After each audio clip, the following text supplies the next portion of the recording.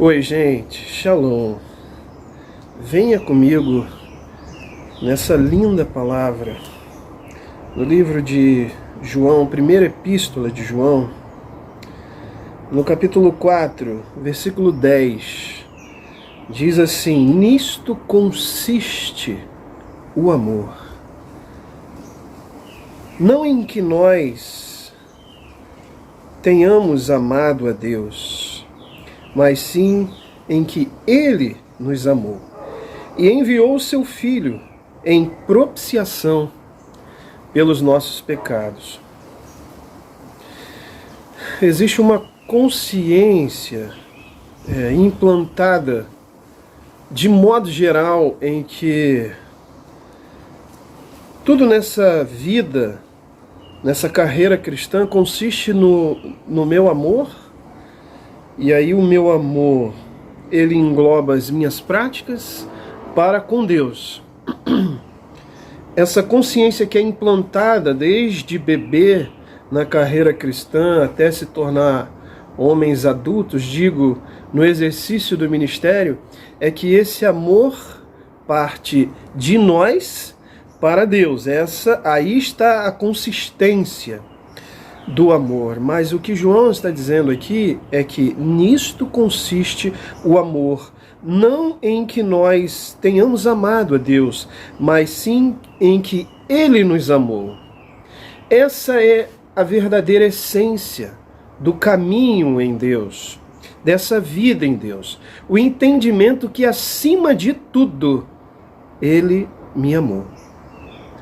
Ele me amou com minhas mazelas, Ele me amou com minhas imperfeições, com minhas inquietudes da alma, com minhas inconsistências totalmente irrelevantes.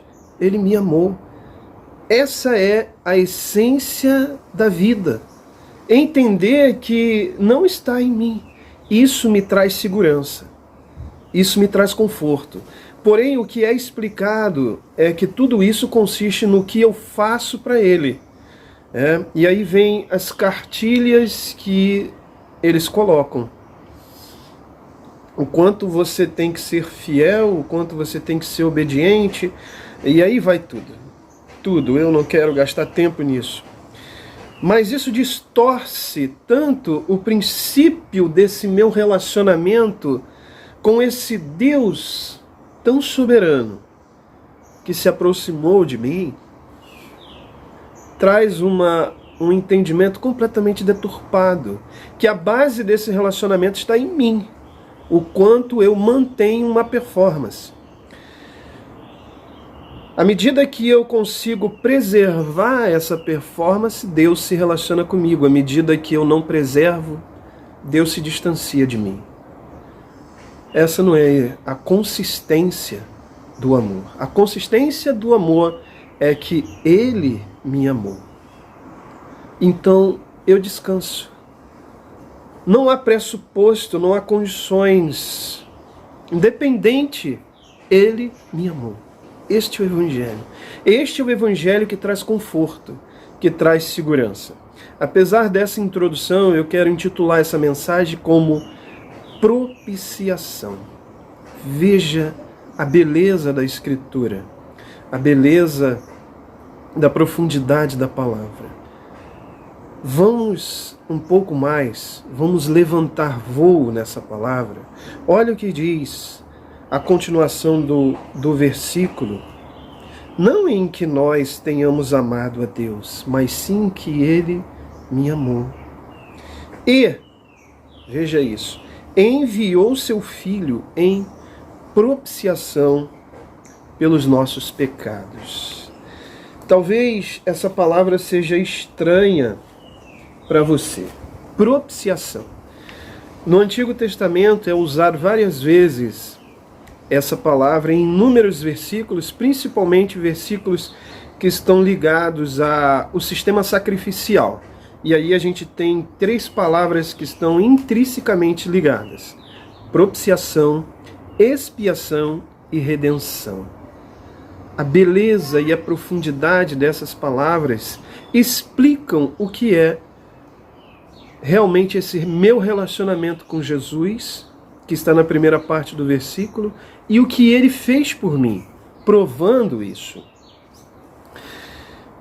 Apesar de eu não, nesse vídeo, não falar das 3 palavras, expiação e redenção, eu vou falar da propiciação, elas estão intrinsecamente ligadas. Talvez, como eu disse, seja estranho para você a palavra propiciação, mas ela é frequente na Escritura, inclusive no Novo Testamento, onde João usa essa palavra sobre Cristo sendo a propiciação pelos meus pecados. E o que é propiciação, Peterson? Vamos levantar voo aí, vamos permitir que essa palavra germine em nós, tire os bloqueios, não permita que paradigmas e preconceitos limite isso em você. A palavra propiciação, ela vem de resgate, de indenização, de pagar um preço, pagar uma multa. Ela está ligada diretamente a isso. Propiciação, ela também está ligada a cobrir, fazer cobertura. Tanto que você, analisando, estudando os utensílios do tabernáculo ou do templo, lá no lugar principal, no Kadosh HaKadoshim, no Santo dos Santos, você vai ter a figura da Arca da Aliança. E em cima da Arca da Aliança tem o propiciatório.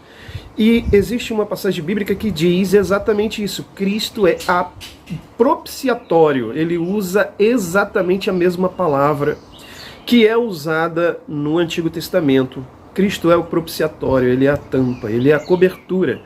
Então lá no Santíssimo Lugar, ou no Santos dos Santos, havia a tampa do propiciatório como cobertura. Dentro da Arca da Aliança estava a vara de Arão, o decálogo e o maná, que são símbolos, na verdade, da rebeldia do povo e da murmuração do povo. E o que cobria essa rebeldia do povo? O propiciatório, ou a tampa, ou a cobertura, que é a figura de Cristo. Então João usa essa metáfora.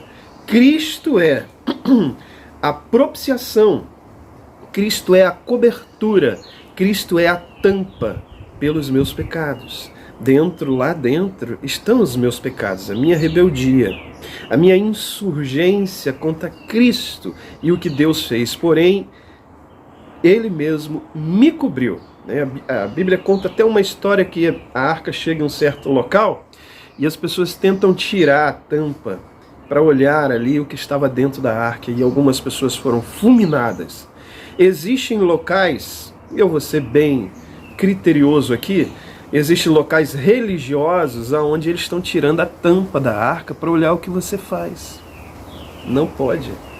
Não pode. Somente Cristo pode fazer isso. E sabe o que ele faz? Quem não tem erro, atire a primeira pedra. Então ele vira e diz: filho, filha, eu não te condeno. Justificação. Justificação é a palavra ligada à salvação. Portanto, vai e não peques mais. Então, queridos, essa palavra propiciação está ligada a um pagamento de um preço, a uma multa paga. Também isso significa o preço de uma vida. Está ligado como redenção. Novamente, ela já começa a ligar as outras palavras. O preço de uma vida, redenção, pagar por uma vida, o preço de um escravo. Propiciação está ligada a pagar um preço, cobrir. Essa palavra cobrir está ligada ao asfalto, ao piche, ao betume que se passava em alguns lugares, inclusive é usado lá na Arca de Noé, que calafetarás, betumarás a arca por dentro e por fora, a Arca de Noé. Venha comigo, esta é uma palavra profunda. Se você quer entender a Escritura e você anseia para ver a graça revelada na Escritura, venha comigo. Não é leitinho. Não é leitinho. É comida sólida. Então se prepare. Então a propiciação está ligada à cobertura. Está ligada a um betume, a um asfalto, também está ligada à cânfora, ena, que era um ramalhete de flor. O cacho de uma flor, cânfora. Ena também é cobertura, ou o betume. Em hebraico, essa palavra propiciação, em algumas passagens, principalmente ligadas ao sistema sacrificial, ela vem como kippar, ou kifer. Desculpa. Essa variação de vogais não interfere. Também ela aparece como kofer em alguns textos. Também aparece como kafar. Veja, sempre as mesmas consoantes, então elas estão ligadas. Essas palavras no hebraico estão ligadas. Kippar, kofer e kapar estão ligadas, sempre porque tem as mesmas consoantes. Logo que o alfabeto hebraico ele é consonantal e não existe vogais. As vogais são acrescentadas como sinais massoréticos, entre aspas, não existem vogais, que algumas letras, como o rei, era usada como vogais, mas isso é outro assunto. Então, dentro do hebraico, nós temos essa palavra kofer, que é o mais comum, ou kifer, que está mais ligada ao sistema sacrificial. Então, quando você pega os textos bíblicos, no original, no Antigo Testamento, vai estar kifer. Cristo é o kifer, ou kofer, ou kafar pelos meus pecados. Ele é a cobertura. Então, o que João está dizendo, que nisto consiste, essa é a consistência do amor, não que eu, Peterson, tenha o amado, mas que ele, Deus, me amou, e com isto, com este amor, ele enviou seu Filho como cobertura, como preço pago, expiação e redenção pelos meus pecados. Interessante tudo isso, profundo, propiciação. Logo que, se ele pagou um preço, não há mais preço a ser pago. Aí está a segurança salvífica, que não é pregada por aí afora. O que vão dizer é que você tem que pagar esse preço todo dia, com sua conduta moral, com sua suposta santificação, que vai alcançar a salvação. Cristo pagou o preço. Ele é o preço. Note que, se você fosse capaz de pagar o preço, Deus não seria tão ingênuo ao ponto de enviar o seu Filho a passar por todo aquele sofrimento e morrer por você. Você não é capaz de pagar o preço. Cristo pagou o preço. Ele é a quantia certa. Ele é a medida certa para a sua justificação. Ele é o preço que foi pago para que hoje você tenha essa vida em Deus, completamente justificado por um preço pago. Agora venha comigo. A expiação, ou redenção, ou propiciação, como nós estamos falando da propiciação como cobertura, ela, como resgate, multa, como preço pago por uma vida, ela também está ligada como cobertura, betume, como o asfalto, piche. E aonde a gente encontra isso? Na arca. Quando você pegar os textos bíblicos que falam, calafetarás com betume, lá é a palavra kofer. Kofer, exatamente cobertura. E o que significa isso? O que extraímos dessa verdade de propiciação? Quando Noa ou Noé constrói a arca e Deus fala com ele, Noé, você precisa fazer isso. Calafetar com betume a arca, por fora e por dentro. Cobri-la. O que nós extraímos como uma figura, um tipo, uma extração de um texto a nível espiritual, o seu significado profético é que Cristo cobriu nossas vidas. E estamos completamente protegidos nele e dentro dele, externamente, ou seja, os ataques externos que vêm até nós de todas as áreas, e nós recebemos bastante, Deus nos calafetou, nos cobriu com kofer, com a propiciação de Cristo. Então, quando você receber ataques externos, você está coberto pela propiciação de Cristo. Tá bom, Peterson, mas e os ataques internos da alma? Deus disse a Noa: calafetarás por fora e por dentro. São os ataques da alma, os sentimentos depreciativos e totalmente nocivos à nossa existência, que parte exatamente por tantas influências que nós temos contato e acaba afetando nosso ser, nossa existência, e nos leva a vários momentos de depressão, de angústias, de dores e tristezas profundas, que algumas pessoas têm sentimentos, inclusive de suicídios, e a Escritura está dizendo: tu a calafetarás por dentro. Cristo é a cobertura para o seu ser interno. Isto é propiciação. Eu disse, vamos subir. Vamos permitir que a Escritura crie vida dentro de nós, que nós possamos entendê-la em 3D, se eu posso usar essa expressão, porque ela é em todos os D que existe, mas também a palavra propiciação está ligada à Ena, à cânfora, ao ramalhete de Ena. Eu tenho um vídeo aí no canal, no estudo de Shir HaShirim, Cântico dos Cânticos, onde eu falo sobre esse tema. Depois vá lá e veja esse estudo, que é maravilhoso, é profundo. Então a cânfora ou a Ena era um ramalhete de uma flor que emitia um odor completamente agradável. Até hoje nós temos isso aí. E como era feito essa pasta de Ena, de betumar, de calafetar, que é outro sistema, mas está ligado na propiciação. Essa flor, ela é cheirosa, agradável, ela era triturada até formar uma pasta. E a gente sabe que quando a Bíblia lá no livro de Cântico dos Cânticos, ela mostra toda a ecologia, toda a fauna, toda a flora.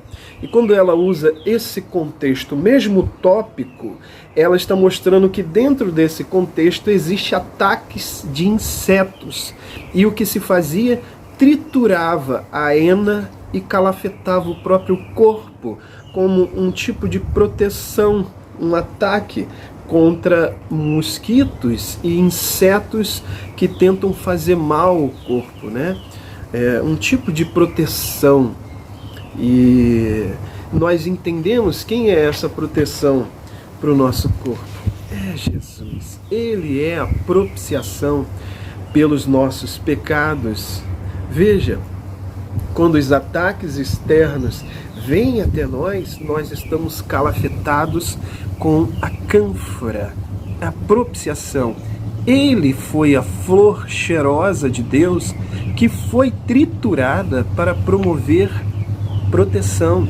E aí para o meu corpo externo, veja, era um tipo de proteção corporal que protegia de ataques. Então, você pode estar vivendo agora uma enfermidade no corpo, e declare isso no mundo espiritual: Ele é a propiciação para o meu corpo.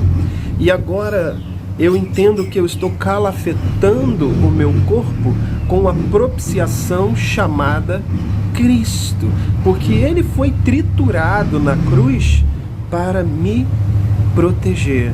E eu sou protegido com a calafetação que Cristo promoveu para mim. Eu vou pausar esse vídeo. Aqui passou um caminhão, na verdade ele parou aqui na frente. Agora ele se afastou um pouco e começou a fazer essa aceleração barulhenta. Mas vamos voltar para o pensamento. Cristo é a propiciação, Ele é a cânfora, Ele é a Ena que foi triturada para me proteger. Esse tipo de cobertura corporal que me protege completamente contra todos os ataques. Veja bem, junto com isso, propiciação. Junto com isto, Ele produz em mim um odor agradável. E quando a gente fala de odor agradável está ligada a holocausto. O sacrifício do holocausto era transformar essa vítima como agradável para Deus. Veja bem, ele pagou um preço por mim, um preço por uma vida, ele é a expiação, ele é a redenção, pago, o preço pago por mim, o resgate, a indenização, a multa na sua própria vida. Ele me cobriu. E além de me cobrir, além de ser a propiciação, ser a expiação, ser a redenção, ele é o holocausto para mim. O que é isso? Ele transforma a minha vida com todas essas mazelas existenciais. Vocês ouviram a primeira parte do versículo, não em que nós tenhamos amado, mas sim em que ele nos amou. Então, com todas essas mazelas, ele nos torna cheirosos para Deus. Por causa do meu perfume, do perfume produzido por meus sacrifícios. Não, queridos, esse perfume, esse odor agradável é produzido pela cânfora, pela hena que foi moída e triturada. E com as substâncias desse processo que foram aspergidos em mim, eu me torno agradável para Deus. Propiciação. Mergulhando e se aprofundando no Evangelho da graça de Deus. Esse Evangelho maravilhoso que nos traz total segurança em Deus. Não oscilação, não salvo hoje, condenado amanhã, mas completamente salvos por Deus, pelo que Cristo fez. Que Deus te abençoe. Shalom.